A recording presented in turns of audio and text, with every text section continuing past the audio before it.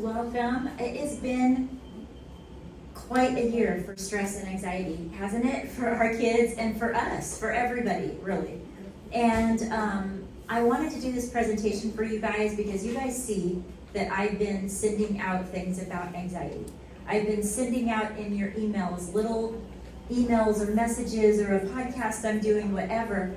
Why? Because that's what I see. That's what the other counselors are seeing. That's what we're all seeing, is that our kids are having to relearn how to deal with their stress and relearn how to deal with their anxiety because they had this huge time when they didn't really have to deal with their stress in the same kind of way.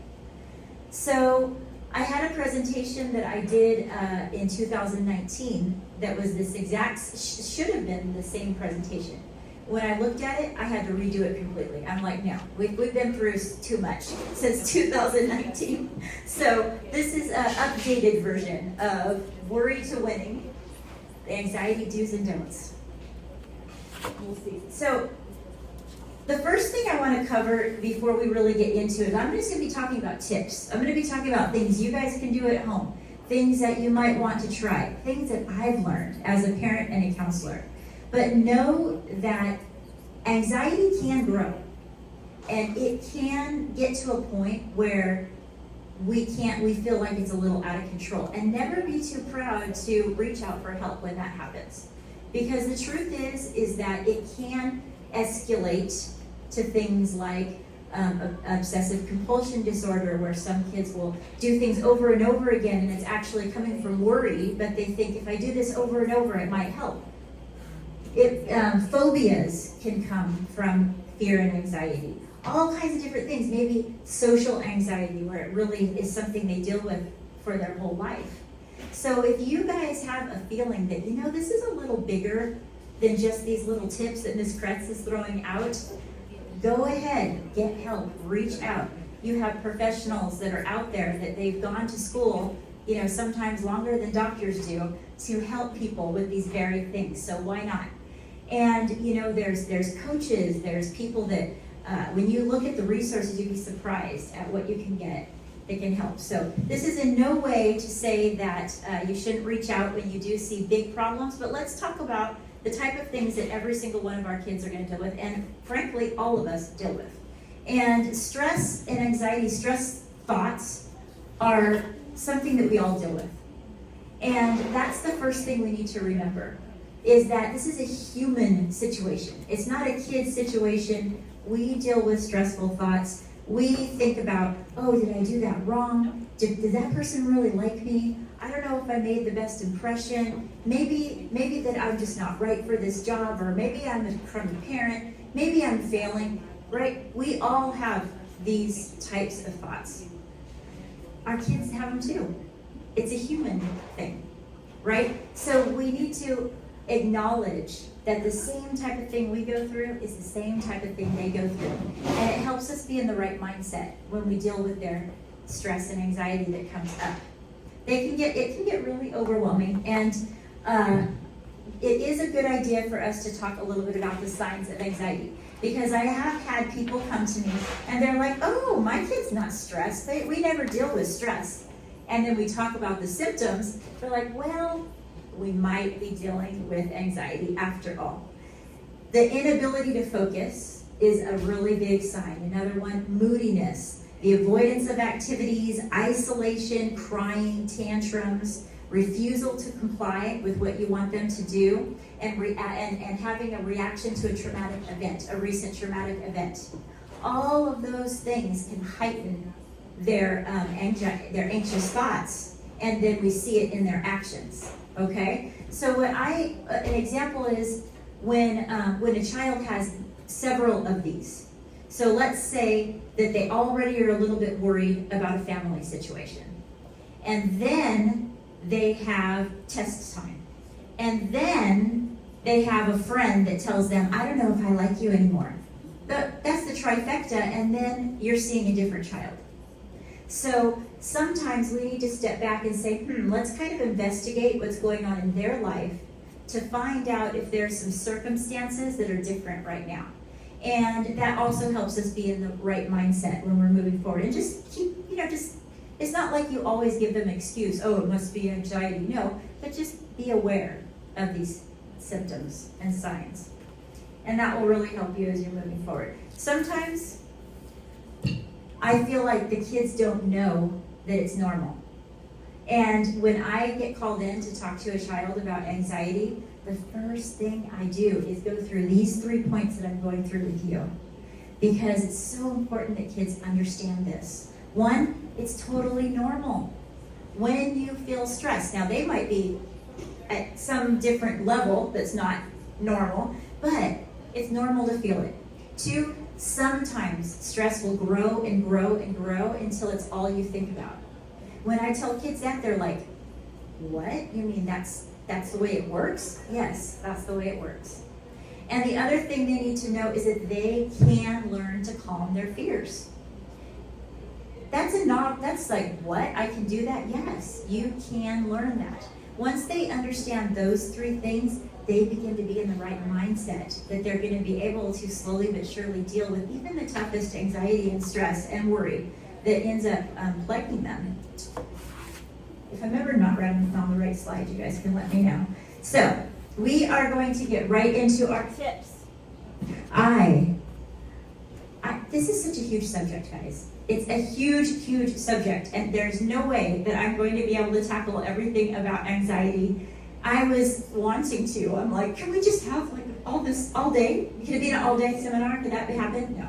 So, you'll see that I have a QR code on some of my on some of those slides, and at the end I'll have it again. If you guys want to get the QR code and scan it, then what I'm going to do is I'll send you this entire presentation, and I'll also send you some resources. But I did a whole series on it, and I'm only touching on just a few of the things here that I'm speaking about a lot more. So when you think about stress and anxiety, it's really weird that the American National Association, Psychological Association did research, and they were trying to figure out how they can help kids with anxiety. What they found out is that parents didn't even know what their kids were worried about.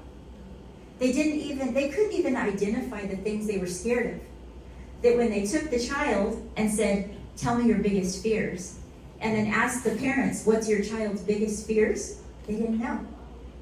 And why is that? It's because we get busy. We assume.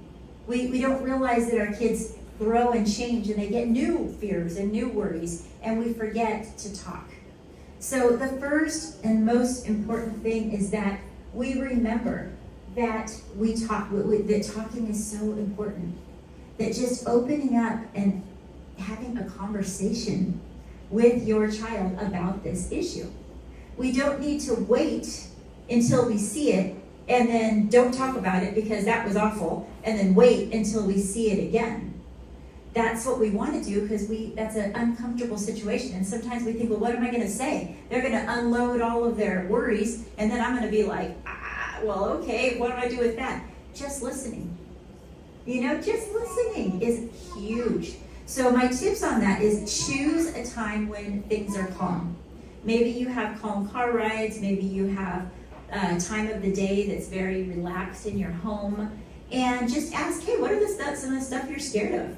Here's some of the things I remember I was scared of when I was a kid, or I'm still scared of now. What about you?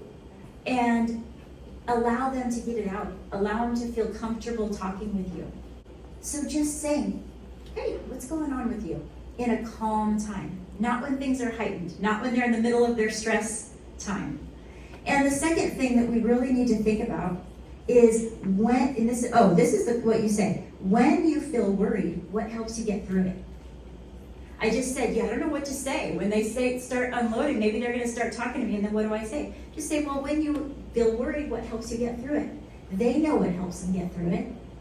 They're the expert of their own little being, and when they're here and you're at home, they're the ones that navigate their world and work out how they're going to be in their classroom, and they might be calming their stress many, many, many times. Ask them, what helps you get through it? And then acknowledge it. Wow, that's wonderful. What else could you do? What else could you do? This is what helps me get through it. Priceless conversations. When they do finally share with you, don't overreact. Don't freak out. I've seen parents where they actually hear what the kid's actually scared about. Oh my goodness, we got, and then they're reacting. And they're like, this is ridiculous. We're calling the pastor, we're calling this, we're calling all these people, everybody, let's talk about this. My kid is, no. That's the first way to make them stop talking to you. They'll be like, miss, note taken. Don't talk to mom about my stress. She'll overreact. Rather, sit with it. Think about how you would like to be treated if you were sharing something that was very stressful. And be in that moment. And it's the most important time even as a counselor. Because you can imagine, I hear a lot, right? The reason they're kind of testing me. They tell me something, and then they peek up. How does she react? Is it safe? And then if I act like, hey, everyday situation, it's fine, then they'll tell me a little more. And then they peek up. And when they know that, hey, this person's gonna listen, they'll start to open up more and more. And I pause at this first point because that, them being able to process it, especially if they're able to do it with you, is the most amazing way to help your child cope with the anxiety that they deal with and the fears that are going to come up in their world. Validate their feelings. All right, so my tip 2 is validate and do not dismiss. All right, so the way that we would dismiss is to say, oh, just calm down. Just stop that. It's really not a big deal. This isn't that big of a deal. You've done it 100 times before, right? I'm guilty of that. We're all guilty of that. We've all done that, so it's okay. Don't be like, oh, I've screwed this up. It's the way we all feel because we do it. But then we can think now, am I validating or am I dismissing? If we dismiss our kids' big emotion as if it's no big deal, something really weird happens within them, and it's like even anger. Like they'll get mad. They'll get really, really, and then you're like, wow, now my child is so angry. Now they might feel angry anyway, but don't let it be because you said, just stop it. Rather, say, I get that you feel upset. I get that you're going through a hard time. I see that you're having a really rough time. You just acknowledge right then and there what they're going through, and then we're going to move on to the next thing that they need to do, because you are going to help them do what they need to do. You're not going to let them stay in their bed under their covers or refuse to go anywhere, but it starts with acknowledging they're having a hard time.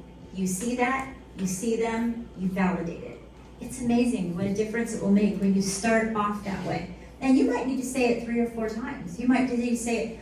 What I do is I'll go down to their eye level, and I'll be like, I see that you're having a rough time. This isn't anything, but I'll say, how does your body feel? I think of it like a doctor or something, and a doctor's all, oh, how does the ears feel? Is your sore throat? How's your tummy feel? I do that. I say, okay, tell me right now how your head feels. How's your breathing? How's your stomach feel right now? I try to get them out of this place like, no one understands me, and I hate this, and I won't go, and I don't want to, and I'd be like, look at me, let me see how your eyes look. I need to do a little check of your eyes. I need to see if they're dilating right? Yep. But you are then right there with them in that moment, and it can kind of take them out of this, I'm against you, and I'm upset, and my anxiety is going off the charts, to, oh, they're trying to do a check. It makes a huge difference. So that's just one extra little tip there. But try not to say calm down. Calm down, it's the toughest one for me to get rid of. I have to be honest. I always want to be like, just calm down. And I'm like, yeah, stop, don't say that. It just needs to go away completely. Because I know you've probably had someone tell you to calm down when you're upset, and it probably didn't work. So just be aware. And for a lot of this presentation from here on out, I am going to talk a lot about how you guys can act differently, right? Because it's great for us to think, oh, they need to change this. And if our little child would just do this and this and this, it would be all better. But the truth is that we can make tweaks in what we do. No one even has to know that we're doing it. And then at the end of the day, we can be like, wow, that made a difference. I adjusted myself, and it made a difference in how my child reacted. And I've learned that the hard way as a parent, I can tell you, because I used to stress out so much in the morning with my oldest one, who's actually a teacher now, and 25 years old. And I stressed out in the morning. When things started going bad, I would yell and I would be mad, and we've got to get out the door, and what are we doing? And I still to this day, I was a counselor then, like what? Still to this day, I don't understand why. But I thought that it was very helpful when I got in the car to outline all the things they did wrong. Why? I don't know why I did that. But I felt like I was being a really great parent because they should probably know why things didn't go well this morning. And then off you go learn, go have fun. You might have a lot of different social struggles today and you might not know what's going on in school, but off you go. No, what was I thinking, right? So finally I started realizing, I really need to change this. So I have a younger one now that's in 8th grade. And we were all sitting around the table one day and we were talking. And my oldest one said, oh yeah, Mom, you always did a good job when we got to school, but it was stressful getting to school. And my younger one said, what are you talking about? I never have stressful mornings. My mornings are great. And right then I thought, we can change. We don't have to keep our same patterns. We can adjust the little things that we do, and it can make a huge difference in our child's memory of what happened in the morning. Now, I may, or any other time of the day, for that matter, right? I may have only done that once a week, but my daughter's memory is it always happened. Always. Oh, our marks are always stressful. But they weren't always stressful. But guess what? That's also a lesson we can learn, is that our children are going to remember how we react to their stress. They are not going to remember how much they stressed out. They're not going to remember what a hellion they were, the words they said, all the mean words that popped out of their mouth when they were mad. They will not remember that. But you know what they will remember? How you reacted. They will remember that. And later on they'll be like, yeah, my mom always me. Let's begin with the end in mind. How do we want our children to remember our days, our mornings? How do I want to be remembered? How do I want to be remembered when I'm gone? Let's even go that far as parents. What stories would I love for them to tell? Well, we're in charge of that right now, right? We're in charge of how we do that. We're never going to be able to control how they do how their anxiety plays out.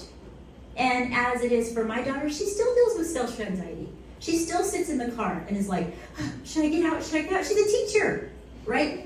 She's fine. She's dealt with it. As you guys can say, right now, I'm going to begin with the end in mind. How do I want my child to remember me? And I am going to act in that way as much as I can. And in the times when I have to be rough and tough, I'm going to turn around and make sure that they also see my loving side. That they also see the side of them that says, I believe in you. They need both. I know how you feel because I felt the same way. That was another thing that you guys can always fall back on to help with your communication. I know how you feel. I felt the same way. Identify, then we're ready to move on. What are we moving on to? We're interrupting our fear.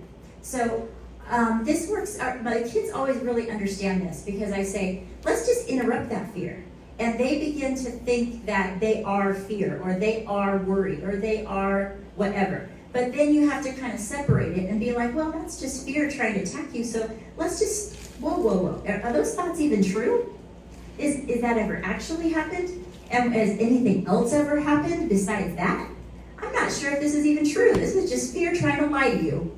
And then I kind of interrupt it right there. Now, if your kid was saying, if someone was saying something about your kid, right? They were like, oh yeah, da-da-da-da. You'd be like, oh, let me interrupt you right there. That is my son. And no, we're not going to go there. Well, you got to do that, kind of like help them do that for themselves. is, I'm not gonna let myself be overwhelmed and overtaken by this negative feeling right now. And so like I said, question, is it true? Is it even a true statement at all? Help them question their thoughts. And then add in something else. What are you going to do instead?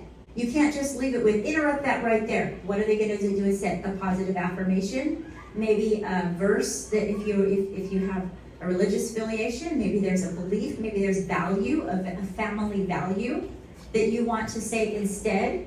Maybe it's just something that's going to empower them. You've done this before, you can do it again. What is it that you can breathe into them and say? Even in their most upset times, if you're able to say, you've done this before, even if you say it angrily, you've done this before, you can do it again, right? But that's better than being like, knock it off, right? So this is what's really important, that we interrupt that fear right where it is, right in the moment, and we just capture it. And then they learn to do that for themselves.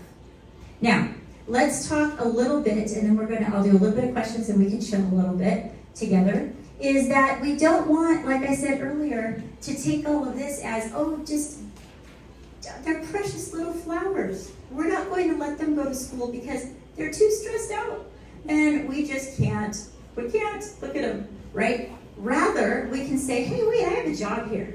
And my job is to help them get through this with firm kindness. That's my little mantra, this is firm kindness. There's a balance between firm and kind. You can say things kind and still firm. And that is important. They need to know that in this family, going to school is important.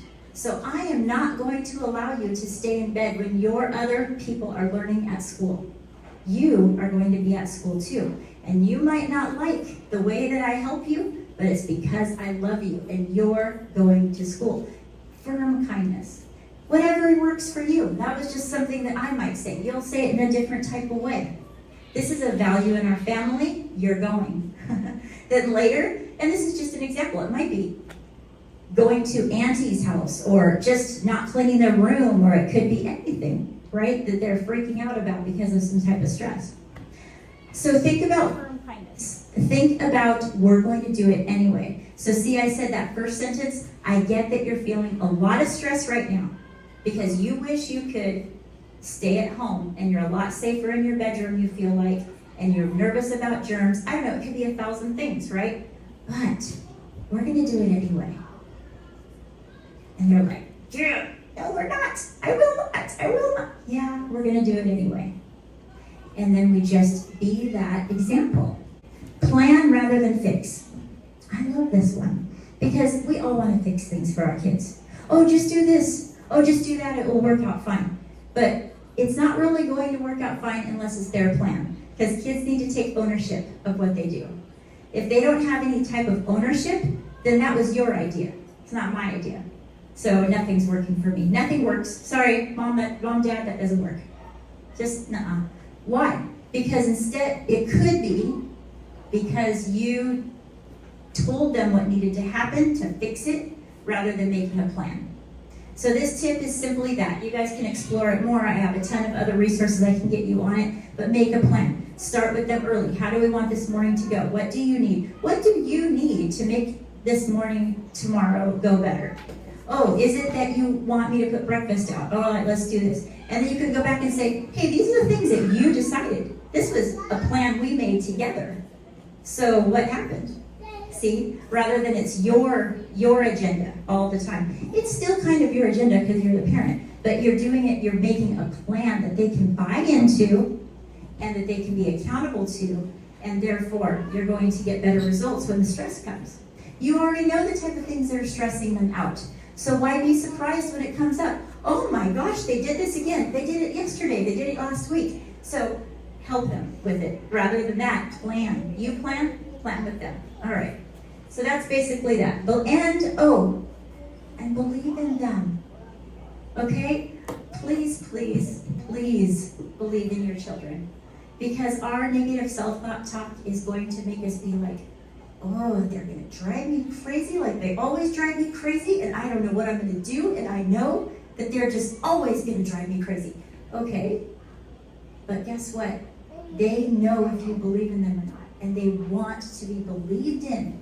You deserve to, you wanted to be believed in when you went through your ups and downs of life. So no matter how much punishment you have to give, or all the parenting we have to do, and all the baloney that happens, believe in them. And you believing in them, you can tell them you believe in them, but you have to mean it. You have to be like, I know that this child is going to get to the other side, and they might make a ton of mistakes, and they might cause me a ton of heartache, but I believe in them, no matter what. It's huge, huge, huge point. I should have made that its own point. So we're basically done. I am so glad I got to talk to you guys about this important subject, because let me tell you, I'm talking to your kids about it all the time. So to get in front of you guys and be able to have a few minutes to share tips, it means the world to me. I am going to try and get this on a replay that I can send out, that you guys can send to friends that maybe have to work during the day if they want to get this. If you want this full, all of my slides, I will give them to you happily, because it starts at home. It starts with you guys, and you guys are amazing, and thank you so much for being here. Let's have coffee. I'll be here for the next 10 minutes or so if you guys want to talk. And thank you again, Miss Nelson. And that's it.